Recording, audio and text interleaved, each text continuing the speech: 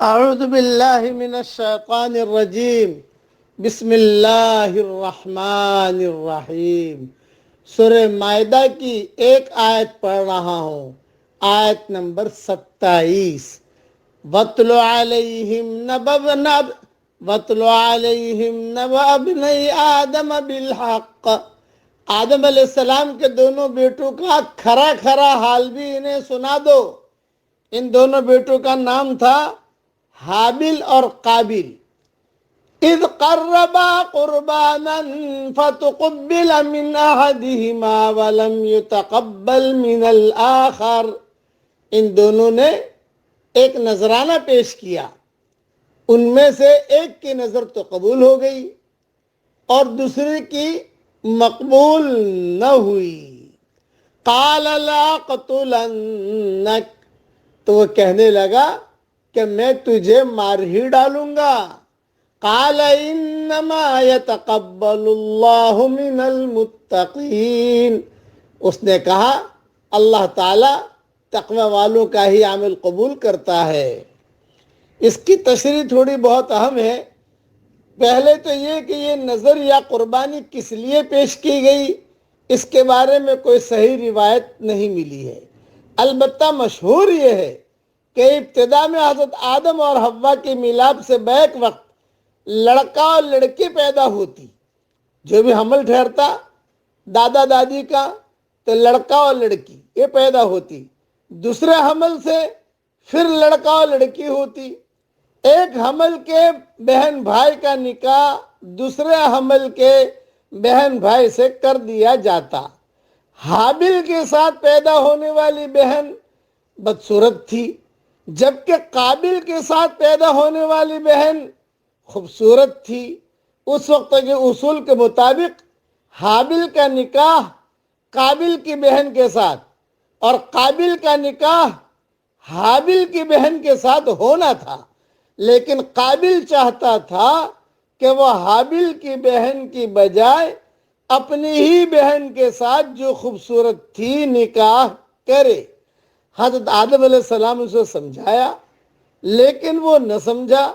بالآخر حضرت آدم علیہ السلام نے دونوں کو بارگاہ الہی میں قربانیاں پیش کرنے کا حکم دیا اور فرمایا کہ جس کی قربانی قبول ہو جائے گی قابل کی بہن کا نکاح اس کے ساتھ کر دیا جائے گا۔ حابل کی قربانی قبول ہو گئی، یعنی آسمان سے آگ آئی اور اسے کھا گئی، جو اس وقت کے قبول ہونے کی دلیل تھی۔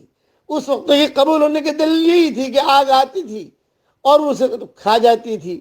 چنانچہ حابل کی قربانی قبول ہو گئی، یعنی آسمان سے آگ آئی اور اسے کھا گئی، جو اس کے قبول ہونے کی دلیل تھی۔ بعض مفسرین کا خیال ہے کہ ویسے ہی دونوں بھائیوں نے اپنے اپنے طور پر اللہ جل جلالہ عما نوالہ کی بارگاہ میں نظر پیش کی۔ حابل نے ایک عمدہ دمبا کی قربانی اور قابل نے گیہوں کی بالی کی قربانی میں پیش کی۔ حابل کی قربانی قبول ہونے پر قابل حسد کا شکار ہو گیا اور اس نے کہا میں تجھے قتل کروں گا، کیونکہ وہ لڑکی سے محبت تھی، وہ بہت خوبصورت تھی۔ یہی چکر جو آج کل دنیا میں چلتے رہتے ہیں۔ اس لیے یہ یاد رکھنا، اللہ کے لیے جو عمل کیا جائے اس کا اصل بدلہ تو آخرت میں ملتا ہے۔ تاہم بعض اوقات دنیا میں بھی ایسے واقعات ظاہر ہوتے ہیں۔ قابل جو تھا وہ کسان تھا اور حابل یہ بھیڑ بکریوں کا کام کرتا تھا۔ حابل نے اپنی محنت سے، یہ کتاب میں لکھا ہے کہ حابل نے اپنی محنت کی کمائی اللہ کے لیے دی، وہ اللہ کے یہاں مقبول ہوئی اور اس کی برکت اس کی زندگی میں اور اس کے کام میں ظاہر ہوئی۔ قابل نے بھی اپنی زراعت میں سے کچھ اللہ کے لیے پیش کیا، مگر وہ قبول نہ ہوا اور وہ خدا کی برکت پانے سے محروم رہا۔ یہ دیکھ کر قابل کے دل میں اپنے چھوٹے بھائی حابل کے لیے حسد پیدا ہو گیا۔ یہ حسد اتنا بڑا کہ اس نے حابل سے کہا کہ میں تم کو جان سے مار ڈالوں گا۔ حابل نے کہا کہ تمہاری قربانی قبول نہ ہونے کا سبب یہ ہے کہ تمہارے دل میں خدا کا خوف نہیں. تم کو میرے پیچھے پڑنے کے بجائے اپنی اصلاح کی فکر کرنی چاہیے. مگر حسد اور بغض، یہ دونوں بھائی باتیں کر رہے ہیں، حابیل قابل، مگر حسد اور بغض کی آگ جب کسی کے اندر بھڑکتی ہے تو وہ اس کو اس قابل نہیں رکھتی کہ وہ اپنی غلطیوں کا جائزہ لے. وہ بس ایک ہی بات جانتا ہے، یہ کہ جس طرح بھی ہو اپنے مفروضہ حریف کا خاتمہ کرے. یہ چکر ہوتا ہے لڑکیوں کا. لیلا مجنون کا بھی جو چکر تھا تو کتابوں میں لکھا ہے کہ مجنون نے لیلا کو بلایا تو لیلا نے انکار کر دیا. قاصد نے آ کر کہا کہ ابھی لیلا تو منع کر رہی، تو مجنون نے شعر پڑھا.